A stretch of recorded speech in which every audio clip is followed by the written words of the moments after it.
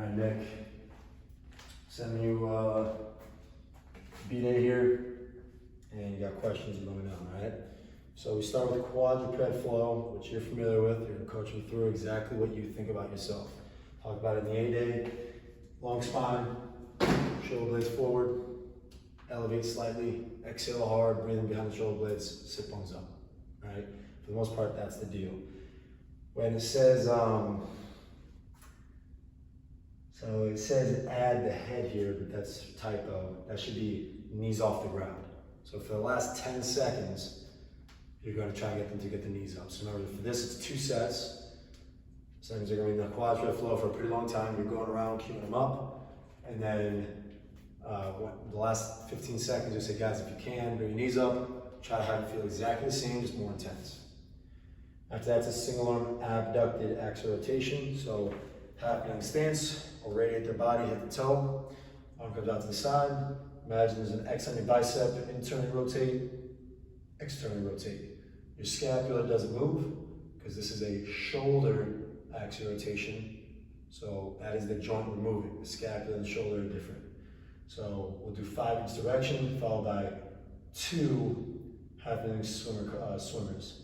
So it says 3, again, that's a typo, I've been doing 2. So hand behind me in the handcuff position, lift it off, straighten out the arm, externally rotate, bring it up overhead, bend at the elbow behind the head, straighten it back out. And I'm doing this really easy, I'm like at 10% right now. I want them at 80, okay? 80%. So you need to go around, I don't know if you've seen me do this, but it's like, I'm a linebacker, and I'm about to run you over, and I'm at the distance from you. I'm like, what's gonna happen? What's gonna happen? And I'll run right up to them, right? And they're gonna laugh at me, but I'm like, am I gonna run you over? Are you gonna get hurt? Or are you gonna stand your ground and be still like granite, right? So we need them to get that. I'll go around, push them a little bit, lean into them a little bit. I'll actually squeeze their fists if it's appropriate. But that's how we get them to learn how to radiate. Then we get the beast to under switch. Hold on a second here. Yep, beast to under switch. So I'm in the bear claw position. The beat or the high plank position. I'm going to squat back, hips back towards my heels, bring right back forward, turn the feet, turn the hips, under switch. Squeeze my butt up, sit back down, return back, beast, under switch. If that's too challenging for somebody, they can do the beast and then just pivot instead of doing the whole under switch. And then we have the hand release push up burpee. So on the ground, if this is too hard for someone, I've been having them stand up and do side shuffle squats. So squat, shuffle 3, squat, shuffle 3. But if they can't do this, I usually do like 4 reps. Hands up, chin tucked. When I say up, hands go down, your arm off the knees. Jump it up, stand up, head right back down, go right back to that position. They can step in or be on the knees for that. Within 45 seconds, I'll have them do like 4, maybe 5 reps, okay? So that's the warm-up. For the actual workout, it's a slight incline barbell bench press. So they're gonna be on the first setting of the bench, okay? Just right there. Now, when you go through the demo, some people might go a little higher because I encourage them to do that. So just communicate with them, say, did you guys go to the second setting? If they did, keep them there. But I only did that for the people that I thought it was appropriate for them. Otherwise, it's just the first setting. That's for, you see it says 8-6-6. When it's written like that, that just means it changes from weeks 1, 2, and 3. Where it's just a straight number, it means it's the same. So for week 1 was 8, which we're done with. Now for week 2, it's 6 reps, which is an inverse relationship. When the reps go up, the weight goes down. When the reps go down, the weight goes up. So that means if I went down for 6, we gotta find out a way to go heavier, even if it's just 2.5s, right? Think about Michelle.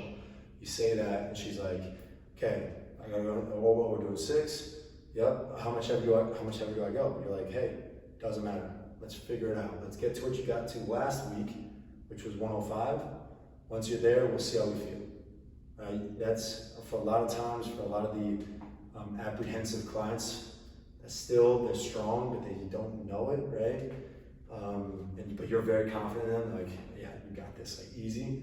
Doesn't mean you just go up to them and say, hey, you got this easy, let's go. Like, Sometimes that's good, but sometimes they need to obviously be talked to a different way. That's with the ISO downward dog toe tap. So for the downward dog toe tap, you're in high plank position, feet wide. They're gonna shoot their hips up, reach their one hand towards their toe. Okay, knees are soft. I'm gonna try and rotate, face the camera. So I'm actually looking underneath my armpit. I'm gonna take 4 breaths into my right side. Exhale. Shoot my left abs. Breathe in.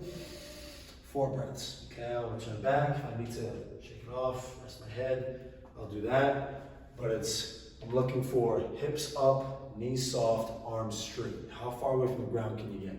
And then breathing full, right? The whole point of being down there is to get full respiration. Now, if that's too hard, which I gave this modification for a lot of clients, is we'll do a standing, a variation. So feet shoulder width. I'll step back. Let's say I was going to that same right side. I'll step back with my right leg. My right heel's heavy. And I'm going to same left hand reaches for my same big toe. I'm just going to do the same twist to the right. And then I'm going to let my arm hang, which would be, looks like I'm doing the downward dog toe tap, right? Only I'm here. I feel like it's this rainbow shape is expanding, okay? So you can give that to someone, and then do the same thing on the side. Whatever legs back, that heel's heavy, reach across and move. Okay, now for the barbell bench press neck, we're gonna cover that tomorrow. So I'm gonna make sure you understand that, all the cues, everything is good. Hook line, alternating dumbbell chest press with the chin up. So for the chin up, you have, I do have to say, for this day, Nick, there's a lot of bands. I'm about to get to all of them. There's a lot of bands. So what I would do is when you come in, set them up. I'll show you where to set them up tomorrow, but set them up already. And when the class is over, don't have everybody take it all down. Leave the bands up, but make sure they clean it. So, because yesterday when I did this class, we're taking them out, put them up. There's a lot of work. There's a lot of wasted time. So you just leave them up there, clean them off, right? Spray them, wash them, but leave them up there and then get them out of the way, right? So for the chin up, if they need to use a band, they'll use a band.